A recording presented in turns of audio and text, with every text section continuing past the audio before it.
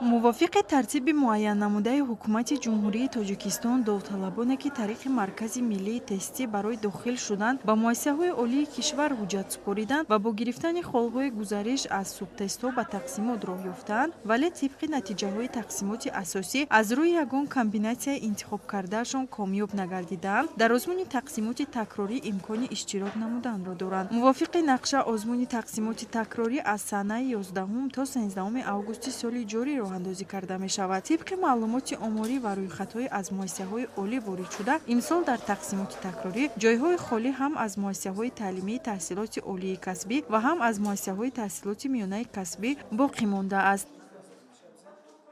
дар ин давра довталабони ҳуқуқи номнавис карданро доранд, ки дар давраҳои асосӣ иштирок карданд, холҳои гузаришро аз субтестҳо ба даст оварданд ва аз рӯи ҳеҷ як комбинатсияи ихтисосҳои интихоб намудаашон дар тақсимоти асосии давраҳои якум ва дуюм комёб нагардиданд, ҳуқуқи иштирок дар тақсимоти такрориро доранд.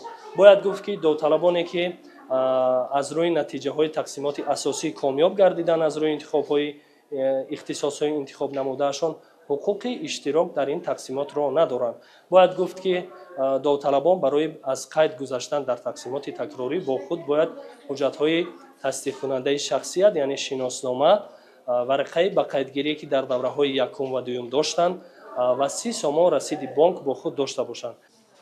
аст ки барои иштироки довталабон дар озмуни тақсимоти такрорӣ дар 12 шаҳру ноҳияҳои ҷумҳурӣ 26 марказҳои ба қайдгирӣ ташкил гардидааст. Ёдовар мешавем, ки барои аз нав ба қайдгирӣ довталабонро зарур аст, ки шиноснома ё ҳуҷҷати дигари тасдиқкунандаи шахсият бо сурат, варақаи ба қайдгирӣ ва расид дар бораи пардохти маблағи иловагӣ аз Бонки давлатии амонатгузории Амонатбонкро бо худ гиранд. Маблағи иловагӣ барои иштирок дар озмуни такрорӣ 30 сомонӣ муқаррар гардидааст.